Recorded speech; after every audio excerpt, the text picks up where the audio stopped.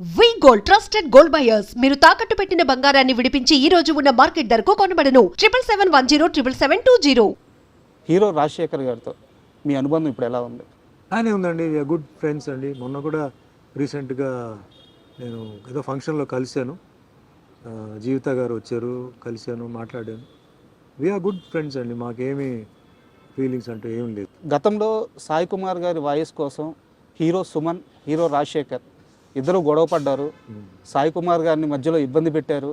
ఆ గొడవ చాలా దూరం వెళ్ళిపోయి సుమను రాజశేఖరు మాట్లాడుకోని రోజులు కూడా ఉన్నాయి. ఒక వార్త ఇలా నడుస్తూ ఉంది సార్ చాలా సంవత్సరాల నుంచి. లేదు, నాకు వాస్తవానికి సాయి పాపులర్ అయింది నా వల్లనే sir.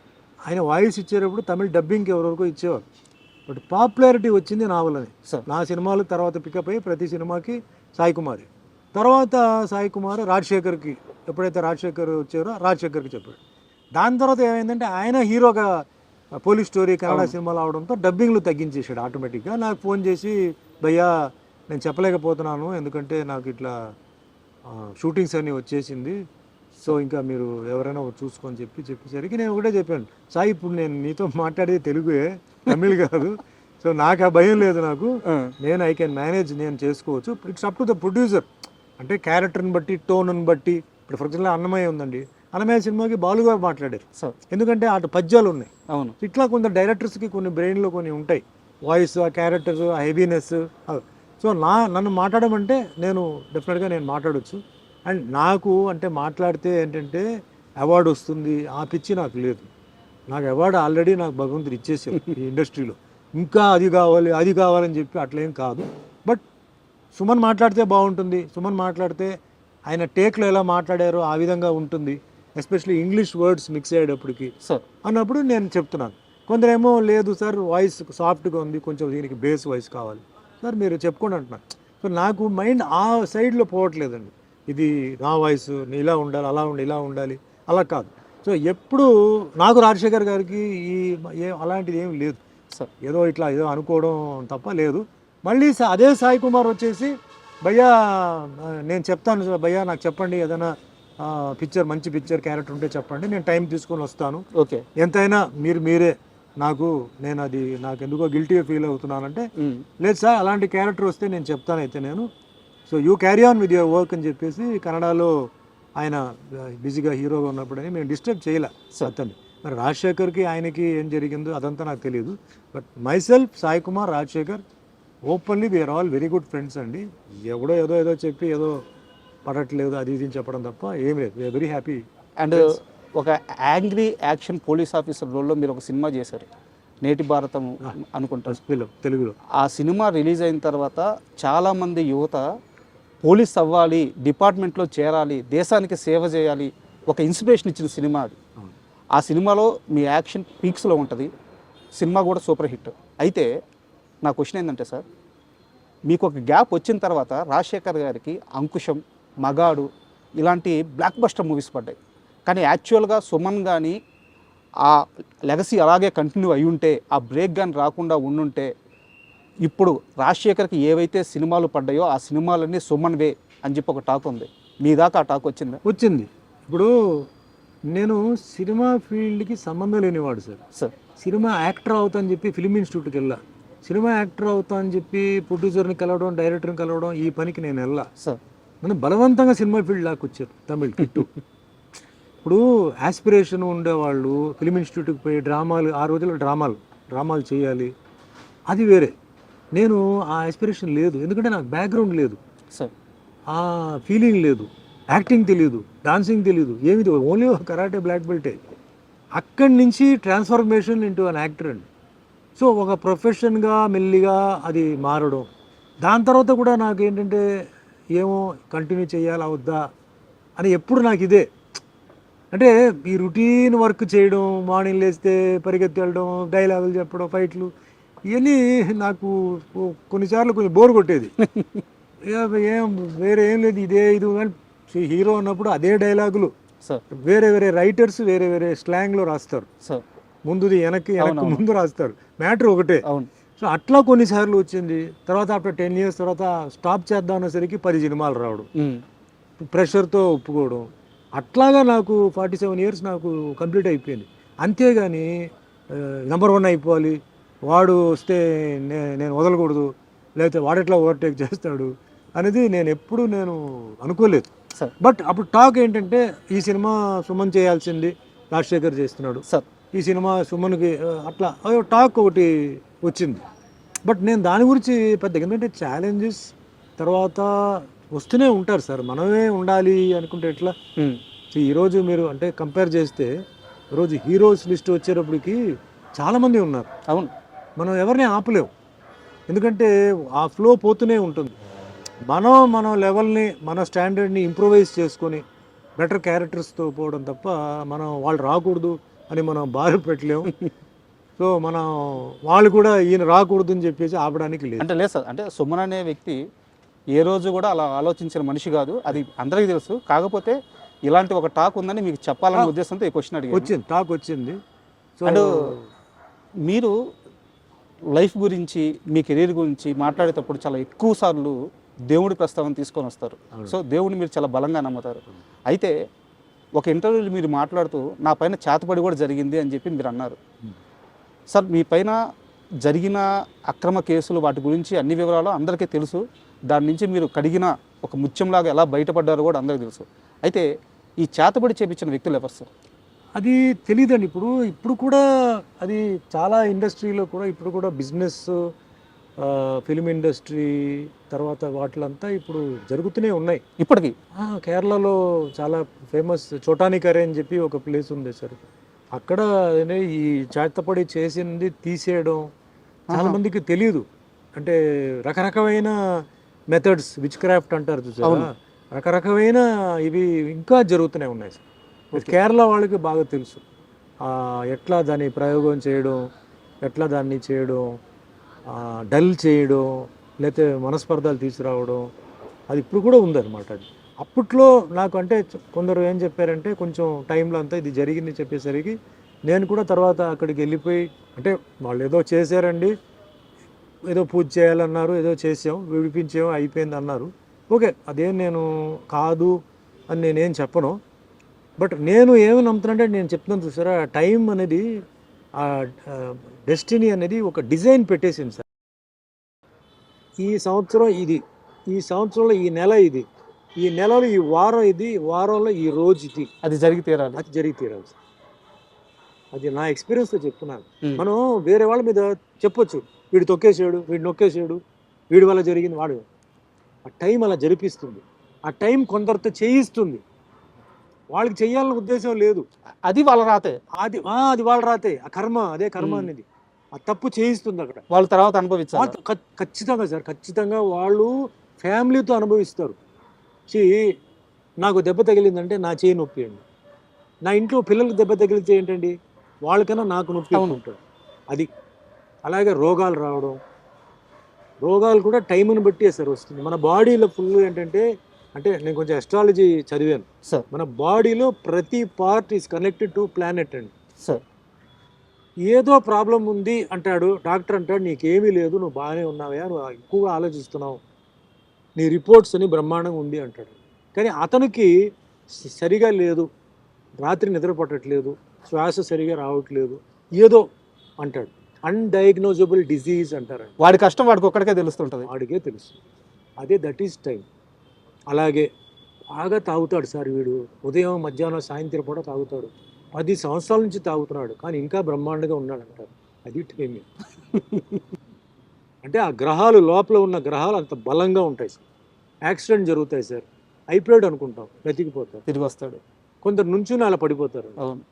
All this is connected to time అండి. Family, career, health, wealth, prosperity, అధికారం, అవన్నీ టైం కనెక్టెడ్. మనం అందుకే చెప్తాను కదా, అవతల వాడిని చూసి ఎప్పుడు మనం వాడెలా ఉన్నాడు నాకు ఇలా ఉండాలి అవదు, కష్టం. సార్ ఆస్ట్రాలజీ అన్నారు కాబట్టి నాకు ఒక చిన్న డౌట్ ఉంది.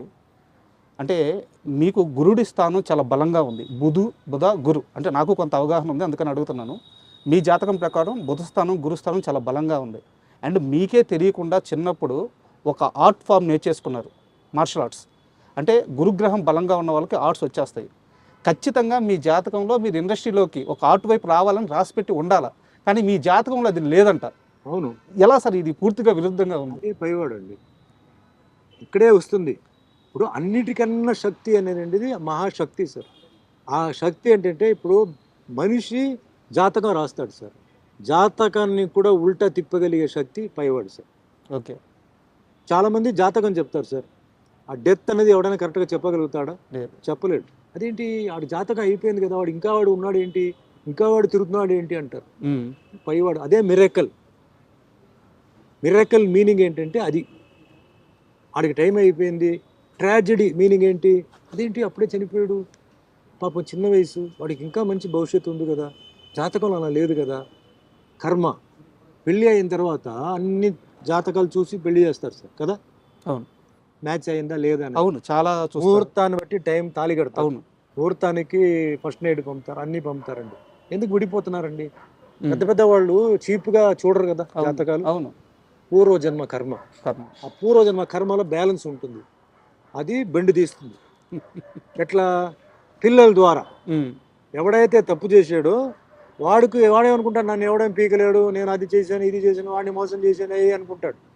కానీ వాడికి ఒక మనసు ఉంటుంది కదా, దానికి ఫీలింగ్ ఉంటుంది కదా, అది ఫీలింగ్ ఇవ్వాలి కదా. ఎవరి ద్వారా?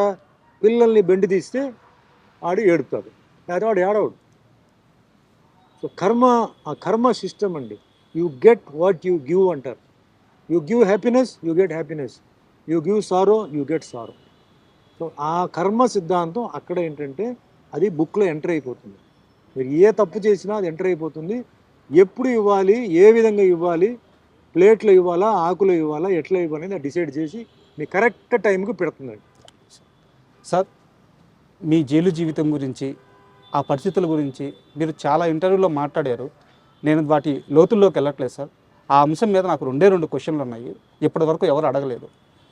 1985 మే 19 డేట్ తప్పైతే కరెక్టే 19th. ఆ రాత్రి మీ ఇంటికి పోలీసులు వచ్చారు, మిమ్మల్ని తీసుకెళ్లారు, ఒక ఎఫ్ఐఆర్ వేశారు, అక్కడ ఉంచారు. సరే, దాని నుంచి మీరు ఒక 6 నెలల తర్వాత బయటపడ్డారు, జైల్లో చాలా కష్టాలు అనుభవించారు. ఇవన్నీ పక్కన పెట్టేద్దాం, ఎందుకంటే అందరికీ తెలుసు. కానీ సార్, మీరు జైలుకి వెళ్ళక ముందు ఒక పెద్ద రాజకీయ నాయకుడు, తమిళనాడులో ఒక పెద్ద రాజకీయ నాయకుడు మిమ్మల్ని పిలిచారని, సుమన్ నీ మీద ఇలాంటి ఒక అభియోగాలు నేను వింటున్నాను, నా దాకా వచ్చినాయి, జాగ్రత్తగా వాటన్నిటినీ పక్కకు వచ్చేసి అని అడిగారని, దానికి మీరు నేను ఏ తప్పు చేయలేదు, నాకు సంబంధం లేదు, నాకేం సంబంధం, నాకెందుకు చెప్తున్నారు అని ఆయన నొచ్చుకునేలా సమాధానం చెప్పారని, దానివల్లే మీరు జైలుకి వెళ్ళాల్సి వచ్చిందని నేను ఒక 2 రోజుల్లో అన్ని పాత వార్తలు అన్నీ తెలుసుకొని కాస్త మీ ముందు ఈ క్వశ్చన్ ఉంచుతున్నాను. నిజమా అబద్ధమా? రాంగ్ అండి. ఎవరు నన్ను పిలవలేదు, ఎవరు నాతో మాట్లాడలేదు, ఏ పెద్ద రాజకీయ నాయుడు కూడా నా దగ్గరికి రాలేదు. It was all of a sudden అండి. సుమన్ జైలుకి వెళ్తారని సుమన్కి ముందే తెలుసు కదా? లేదు, తెలియదు. తెలిస్తే మేము జాగ్రత్తలు ఉంటాం. మీ వెనక పోలీసులు పడుతున్నారని, మీ కాల్స్ కానీ మీ మెసేజ్లు కానీ ఎవ్రీథింగ్ పోలీసులు ట్రాక్ చేస్తున్నారని మీకు తెలియదు? అక్కడ మెసేజ్ ఎక్కడ ఉంది ఆ టైంలో? కాల్స్ లేవు. అంటే మా ఐడ్రీమ్కి వచ్చినప్పుడు భానుచంద్ర గారు ఒక మాట చెప్పారు, ఒకరోజు రోడ్డు మీద ఆయన పోతా ఉంటే మీరు ఆల్ ఆఫ్ సడన్గా కార్ వేసుకొని వచ్చేసి, అప్పటికే అది న్యూస్ వచ్చేసిందండి. అది జరిగిన సెకండ్ డే ఏదో నాకు అరెస్ట్ అయింది. ఓకే, అంతే. అది ఆయన చేసిన సెకండ్ డేకి నాకు అరెస్ట్ అయింది సార్. అప్పటికి మనకి అంటే మనకు ఉన్న సర్కిల్ ఉన్నారు కదా, 2-3 డేస్ ముందు తెలిసిపోయింది. సర్కిల్ చెప్పారు, ఓకే ఇట్లా ఏదో అనుకుంటున్నారు ఇట్లా అన్నప్పుడు, ఇప్పుడు భయపడిపోయి కండిషన్ బెయిల్ తీసి లేకపోతే హై బెయిల్కి పోవడం లేదు. నేను I wanted it, let it come, I was prepared, come what be. ఎందుకంటే అలా చేసినప్పుడు వేరే ఎవడో చేయాలనుకున్న వాడు ఇంకా దారుణంగా ఏదో ఒకటి చేస్తాడు. ఇప్పుడు ఇలా వెళ్ళిపోవడంతో ఏంటంటే వాడి మైండ్లో వేరే ఏదైనా ఉండుంటే అది వెళ్ళిపోయాడు లోపల, అమ్మయ్య నా ఇదే అనుకొని కొంచెం వాడు రిలాక్స్ అవుతాడు. అది అవలేదు అనుకోండి, ఇంకా వేరేదైనా వాడు చేయవచ్చు కదా. సో రాని చూద్దాం, నా టైం ఎలా ఉందో చూద్దాం, ఏం జరుగుతుందో చూద్దాం అని చెప్పి నేను ఐ ఫేస్డ్ ఇట్. నేనేమి పారిపోయి ఎవరి రికమెండేషనో లేకపోతే ఎవరిది ప్రెషరు అట్లాంటిది ఏమి నేను ఇది అడాప్ట్ చేయలే. ఇట్స్ మ్యాటర్ ఆఫ్ టైం అండి, అంతే. రకరకంగా న్యూస్ ఉంటుంది, అది ఇది అని, బట్ నా లెక్క ప్రకారం అది ఓన్లీ టైం. ఆ టైం వచ్చేటప్పటికి ఎవరో ఒకరు దాన్ని చేయిస్తారు, మంచి చెడు. 6 నెలల జైలు జీవితం అంటే చిన్న విషయం కాదు సార్. ఎందుకంటే 2 రాత్రులు జైల్లో ఉంటేనే మనిషి మానసికంగా కృంగిపోతారు, పక్కన ఎవరు ఉండరు. అయిన వాళ్ళు ఉండరు, పలకరించే వాళ్ళు ఉండరు. 6 నెలల జైలు జీవితం తర్వాత జైలు నుంచి వచ్చి బయటకు వచ్చిన సుమన్ను చూసి ఈ మనిషి 6 నెలలు జైల్లో ఉన్నాడా, ఏంది ఇంత ఫ్రెష్గా ఉన్నాడు అంటే ఒక మల్లెపువ్వులాగా తిరిగి వచ్చారంట. ఆ 6 నెలల కాలంలో ఫిజికల్గా కానీ మెంటల్గా కానీ మీరు స్ట్రాంగ్గా ఉండడానికి జైల్లో ఏం చేశారు? First point karate sir. Okay. Karate నాకు మెయిన్ బేస్. అక్కడ కూడా జైల్లో కూడా కరాటే ఎక్సర్సైజ్ నేను చేసేవాడిని. తర్వాత జైల్లో ఉన్న ఖైదీలు ఎవరైతే ఉన్నారో వాళ్ళని చాలా బాగా చూసుకున్నారు సార్. ఖైదీలా? ఎప్పుడు నేను అందుకే సెక్యులరిజం అనేది నాకు చిన్నప్పుడు సెక్యులరిజం, నేను పుట్టింది హిందూ ఫ్యామిలీ, నా పక్క ఇల్లు ముస్లిమ్స్. మా అమ్మగారు కాలేజ్ ప్రొఫెసర్, ఆవిడ ఊటీకి వెళ్ళేటప్పుడు పక్క ఇల్లు వాళ్ళని చూసుకోమని చెప్పేసి వెళ్ళేవారు. నేను ముస్లిం భోజనాలు వారం రోజులు తినేవాడిని. I studied in a Christian school sir, church Pak అని చెప్పి కాన్వెంట్ అనమాట. సో క్రిస్టియన్ ముస్లిం రెండు అక్కడ వచ్చేసింది. స్కూల్లో నాకు Parsi friends, Buddhist friends, Jain friends ఉండేవారు. సో పక్కా సెక్యులర్ దీంతోనే నేను పెరిగాను. స్కూల్లో కూడా మొత్తం అంటే ఆల్మోస్ట్ ఆల్ కాలేజ్ వచ్చే వరకు సెక్యులరిజమే. జైల్లో వెళ్ళినప్పుడు రకరకమైన మనుషులు ఉన్నారు. తప్పు చేసిన వాళ్ళు ఉన్నారు పరిస్థితిని బట్టి, తప్పు చేయని వాళ్ళు ఉన్నారు. బట్ అందరికీ సింపతి నా మీద, నాకు అలా జరగడంతో అందరూ సింపతిగా ఫీల్ అయ్యి వాళ్ళ భోజనాలు కూడా నాకు సగం వాళ్ళు డైలీ షేర్ చేసేవారు. మీరు తగ్గకూడదు సార్, మీరు ఎలా వచ్చారో బయటికి వెళ్ళినప్పుడు దానికన్నా మీరు బెటర్గా వెళ్ళాలని చెప్పి వాళ్ళకి ఇస్తుందే రేషన్ అండి. వాళ్ళకి ఫ్రీ మీల్స్ ఉండదు. అవును. ఆ రేషన్లో కూడా నాకేంటంటే నాకు టిఫిన్ కానీ, మధ్యాహ్నం భోజనం కానీ, నైట్ నాన్ వెజిటేరియన్ అన్ని పెడతారు, వారానికి 3 సార్లు పెడతారు. మీరు తినాలి అని చెప్పి నన్ను చూసుకుంది ఎవరంటే మొత్తం జైల్లో ఉన్నవాళ్ళు. ఎందుకంటే జైలు వాళ్ళు ఎక్స్ట్రా ట్రీట్మెంట్ చేయరండి. పొలిటికల్ ప్రిజనర్ అయితే చేస్తారు, పొలిటికల్ ప్రిజనర్కి చాలా బాగా చూసుకుంటారు. బట్ నార్మల్ పర్సన్ ఎవరైతే రిమాండ్లో వచ్చున్నారో వాళ్ళని మామూలుగానే ట్రీట్ చేస్తారు. నేను బయట రావడానికి ఆ టైంలో మెయిన్ ఎవరంటే జైల్లో ఉన్న జైలు ఇన్మేట్సే. దాంట్లో హిందూ, ముస్లిం, క్రిస్టియన్ అందరూ, అన్ని క్యాస్ట్, అంటే తమిళనాడు అన్ని క్యాస్ట్, అన్ని రకమైన మతాలు, కులాలు ఉన్న వాళ్ళు చూడడంతోనే నేను బయటకు వచ్చినప్పుడు ఎవరు నమ్మలా. ఎవరు ఈయన జైలుకి వెళ్ళింది బ్రహ్మాండంగా ఉన్నాడు, ఈయనకేంటి అబద్ధం చెప్తున్నారు చాలా మంది చెప్పేవారు. సో అవన్నీ భగవంతుడు చూసుకున్నాడు. ప్రాసెస్ ఏంటంటే ఇట్స్ ఎ లెర్నింగ్ ప్రాసెస్. మనం లైఫ్లో ఒక జర్నీ, ఏమేమి నేర్చుకోవాలో, ఏ ఏజ్లో నేర్చుకోవాలి, ఎలా నేర్చుకోవాలి అన్నీ నాకు ఆ టైంలో ఒక మంచి ఒక లెసన్ లాగా నాకు వచ్చి ధైర్యం అండి ఫేస్ చేయడానికి ఏదైనా సరే. ఇప్పుడు ఒక లెవెల్లో ఉన్నాం, కిందకి వెళ్ళిపోయాం, ఇప్పుడు ఎలా ఉండాలి, మళ్ళీ పైకి వస్తాం. సో అట్లా బ్యాలెన్సింగ్ ఆఫ్ లైఫ్ నాకు ఇలాంటి జర్నీలో నాకు జరగడంతో ఈరోజు ఏదో డెస్పరేట్ అయిపోవడం, ఉక్కిరి బిక్కిరి అయిపోవడం, డ్రగ్స్కి వెళ్ళిపోవడం, never. Drugs never. Because every day will not be same. ఆ దెబ్బలు పడితే కదా సార్ ఈ స్ట్రాంగ్నెస్ వచ్చేది. ఇప్పుడు అంటారు కదా, today is not like yesterday, tomorrow will not be like today.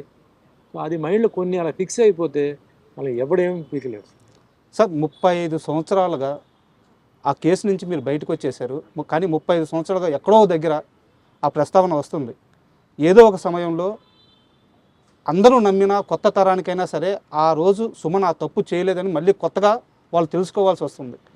అది జరిగి ఉండకూడదు, జరిగిపోయింది. అయితే ఆ కేసు జరిగిన రోజు నుంచి మీతో పాటు ఒక వ్యక్తి కూడా సఫర్ అవుతున్నారు, మెగాస్టార్ చిరంజీవి గారు. ఈ మొత్తం కేసులో ఆయన ఇన్వాల్వ్మెంట్ అస్సలు లేనే లేదు అని మీరు కనీసం కొన్ని 10 సార్లు క్లారిటీ ఇచ్చున్నారు. ఆయన మీడియా ముఖంగా ఇప్పటికే ఒక 5-6 సార్లు క్లారిటీ ఇచ్చున్నారు. ఇప్పటికీ ఆయన అంటే నచ్చని వాళ్ళు, ఆయన్ని తిట్టాలనుకునే వాళ్ళు, ఆయన్ని వ్యతిరేకించే వాళ్ళు ఇప్పటికీ ఆ కేసు మీద పెట్టి కింద కామెంట్లో, సోషల్ మీడియాలో పెడుతూ ఉంటారు. మీరిద్దరు చేయాల్సిన అన్ని ప్రయత్నాలు చేశారు, ఇది తప్పు, ఆయన ప్రమేయం లేదు అని చెప్పేసి. కానీ ఇప్పటికీ అంటూనే ఉన్నారు. ఇందాక నేను మిమ్మల్ని ఒక వరం అడిగాను, ఆ వరం ఇప్పుడు మీరు చిరంజీవి గారికి ఫోన్ చేసి ఒక్కసారి దీపావళి శుభాకాంక్షలు చెప్తే. ఇప్పుడు అది వద్దు sir, I don't want to bargain. ఎందుకంటే మా రిలేషన్షిప్ బాగుంది సార్. ఏదో అడ్వాంటేజ్గా తీసుకొని అది చేస్తే మళ్ళీ రేపు ఫ్యూచర్లో నాకు ఇది కాల్ చేసేది నాకు రాదు సార్. సో ఆయన అడగకుండా అది చేయకూడదు. అది సార్ ఆయన అడిగి నెక్స్ట్ టైం ఏదైనా ఉంటే మనం చేయవచ్చు, కానీ అడగకుండా I don't want to do it. Exploit చేయడం నాకు ఇష్టం లేదు. అంటే ఆ రిలేషన్ ఎలా ఉంది సార్ ఇప్పుడు? నా మీద కానీ చిరంజీవి గారి మీద కూడా ఏంటంటే ఎప్పుడు ఉంటాయి, ఎంత మంది చేసినా పినాలే వెనకాల ఎవరో ఒకరు ఉంటారు. సో ఏదో ఒకటి ఇలా చేస్తే అది సుమన్ చేసినట్టు, లేదా ఏదో ఒకటి కమెంట్ చేస్తే అది చిరంజీవి చెప్పినట్టు అని ఒక దాంట్లోనే ఒక థ్రిల్ వస్తుంది వాళ్ళకి. నేను చెప్తాను చూడండి మీకు థ్రిల్ అంటే ఈ పర్వర్షన్లో ఇప్పుడు చాలా I'm very sorry to say YouTube ఛానల్స్లో మేము ఆర్టిస్టులు చనిపోయినట్టు కొందరు వేస్తుంటారు. అవును సార్. చూసే ఉంటారు. అవును. ఏదో ఫోటో పెట్టి అవును. లాంగ్ షాట్లో ఏదో మా రిజంబ్లెన్స్ కొంత పెట్టి మధ్యలో క్లోజప్లు పెట్టి అది పర్వర్షన్. అది వన్ టైప్ ఆఫ్ పర్వర్షన్. అలాగే ఇది ఒక టైప్ ఆఫ్ పర్వర్షన్ ఇది. సో దాన్ని మనం ఏం చేయలేం. ఇప్పుడు ఆ పర్వర్టెడ్ మెంటాలిటీ ఉంది చూసారా, దాన్ని మనం ఏం చేయలేం.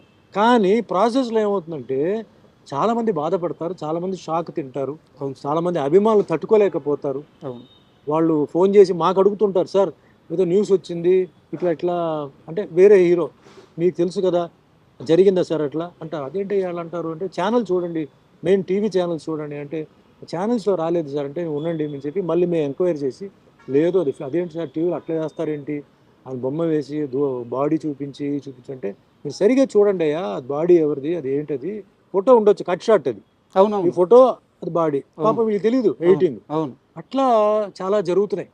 సో అట్లా ఏంటంటే పాపం చిరంజీవి గారిని ఆ విధంగా ఇచ్చేయడం ఒక శాడిజం. అది ఆయన్ని ఏదో మెంటల్గా హ్యారెస్ చేయాలని వేరే రకంగా వాళ్ళు చేయలేకపోతున్నారు, కనీసం ఈ రకంగా చేయాలని చెప్పి పాపం చేస్తున్నారు. అంటే అంతకన్నా వర్స్ట్ ఫెలోస్ ఇంకెవరు లేరు. నేను చిరంజీవి గారు బెస్ట్ ఆఫ్ ఫ్రెండ్స్ అండి. మేము అప్పుడప్పుడు కలుస్తుంటాం, మాది గెట్ టుగెదర్ ఉంటుంది. మేము హ్యాపీగా సాయంత్రం 6 గంటల నుంచి ఉదయం 6 గంటల వరకు హ్యాపీగా మేము ఆడుకుని మా మొత్తం ప్రపంచాన్ని మర్చిపోయి మేము హ్యాపీగా మీ 80s బ్యాచ్ అందరూ 80s బ్యాచ్ మేము హ్యాపీగా ఉంటున్నాం. మాకు అలాంటిది ఏ ఫీలింగ్ లేదు. ఎవరి ప్రాబ్లం వాళ్ళది, ఎవరి సక్సెస్ వాళ్ళది.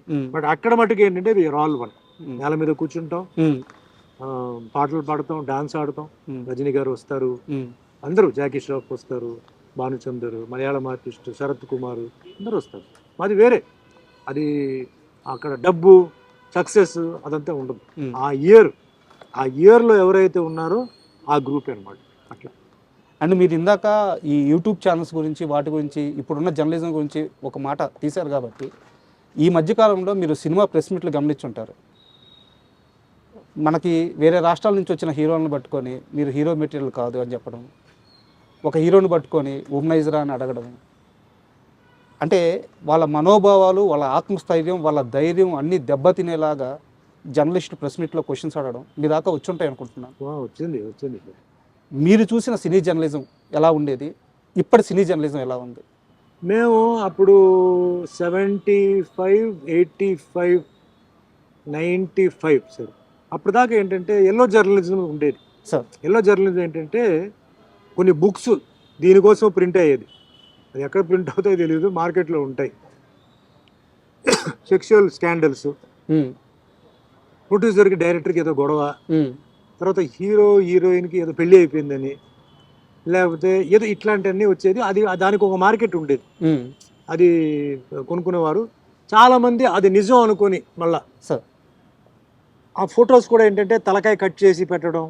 ఇప్పుడు కొన్ని హీరోయిన్స్ నేకెడ్గా ఉండేలాగా హెడ్ని కట్ చేసి, అది బాగా తెలిసేది హెడ్ కట్ చేసి పెట్టారని. మీ తరం కూడా చాలా ఇబ్బందులు పడ్డారు అప్పుడు అన్నీ ఉండేది సార్. బట్ అది ఒక గ్రూప్ వేరే. But good journalist were there. మంచి మేము జర్నలిస్ట్ అంతా మేము రెస్పెక్ట్ ఇచ్చాము సార్. మేము జర్నలిస్ట్ వస్తున్నారంటే లేచి నిలబడి కూర్చోమని చెప్పి భోజనాలు పెట్టి మాట్లాడి చేసాం. అంటే మంచి జర్నలిస్టులు ఉండేవారు. తర్వాత ఏమైంది, ఇలాంటి వాళ్ళు చేయడంతో ఏమైందంటే వాళ్ళ మీద కూడా అదే ముద్రపోయింది. అంటే ఇప్పుడు మీరు అన్న టాపిక్లో హీరోయిజం గురించి, పర్ఫార్మెన్స్ గురించి అది వేరే, ప్రైవేట్ మ్యాటర్స్కి పోవడం, పర్సనల్ మ్యాటర్స్కి పోవడం ఇది వేరే. ఒక దీంట్లో సరిగా యాక్ట్ చేయలేదంటే అడగడం తప్పులేదు. ఏంటి సార్ మీరు మంచి యాక్టర్ కదా, మీరు ఎందుకు దీంట్లో సరిగా చేయలేదు, తప్పులేదు. బట్ వేరే ఎఫ్ఐఆర్ గురించి అడగడం, నిజమా కాదా తెలుసుకోకపోవడం, చెప్పడం, ఒకసారి అలా అనేసిన తర్వాత నేను అలా అనుకోలేదు సార్ ఇదా, అది తప్పది. Journalism is a profession sir. దాన్ని జాగ్రత్తగా కాపాడుకోవాలి, కరెక్ట్ క్వశ్చన్స్ అడగాలి. మీకు ప్రూఫ్ ఉందా చూపించండి, అడగండి. ప్రూఫ్ లేకుండా అలా అన్నారు, ఇలా ఊహించుకున్నాం. ఇప్పుడు ఒక హీరోయిన్ ఉన్నారు సార్, వాళ్ళు క్లోజ్గా మాట్లాడుతున్నారంటే వెంటనే మనం వాళ్ళు ఇద్దరు లవ్లో ఉన్నారు, ఎఫ్ఐఆర్లో ఉన్నారు అనుకోకూడదు. అవన్నీ పోయింది. అది ఇప్పుడు జనరేషన్ కూడా చేంజ్ అయిపోయింది సార్. ఇప్పుడు అమ్మాయిలు బయట వెళ్తున్నారు, హోటల్కి వెళ్తున్నారు, తింటున్నారు, బయట టూర్స్కి వెళ్తున్నారు, పేరెంట్స్ వదులుతున్నారు, ఎవరి డిస్టెన్స్ వాళ్ళు మెయింటైన్ చేస్తున్నారు. స్టూడెంట్స్ని ఇప్పుడు చాలామంది మనం తప్పుగా అనుకుంటాం, రాంగ్ అది. వాళ్ళు they are thinking in a different way. మనకన్నా వాళ్ళు 100 times బాగా, అంటే ప్రొఫెషన్గా మనం ఎలా ఎదగాలి, రేపు ఫ్యూచర్లో నువ్వు ఏమవుతున్నావు, ఏం చదువుకుంటున్నావు, ఏం నీ ప్లాన్ ఏంటి, ఈ విధంగా ఆలోచించే వాళ్ళు ఉన్నారు. టూర్స్కి వెళ్తున్నాం, ఆ మధ్యలో కొంచెం అలాంటివి వచ్చి కొంచెం జర్నలిస్ట్ మీద కొంచెం బ్యాడ్ వచ్చింది. సో జర్నలిస్ట్ని అవాయిడ్ చేయాలని చెప్పి కొన్ని వచ్చింది. కొన్ని జర్నలిస్ట్ మీద కూడా ఏంటంటే కొందరు వాళ్ళు మిస్బిహేవ్ చేయడం, వాళ్ళు మాట్లాడడం తెలియక ఏదో అంటే 10 మంది ముందు మనం అడిగితే అని చెప్తాం, అక్కడతో మేము కట్ చేసేస్తాం కదా, మేము ఎంకరేజ్ చేయం కదా. సో జర్నలిస్ట్ అనేది ఇట్స్ ఎ గ్రేట్ ప్రొఫెషన్. అది కరెక్ట్గా హ్యాండిల్ చేయాలి. కరెక్ట్గా చేస్తే ఎప్పటికీ మర్యాద ఉంటుంది, ఎప్పటికీ రెస్పెక్ట్ ఉంటుంది. లేకపోతే ఆ రెస్పెక్ట్ పోతుంది సార్.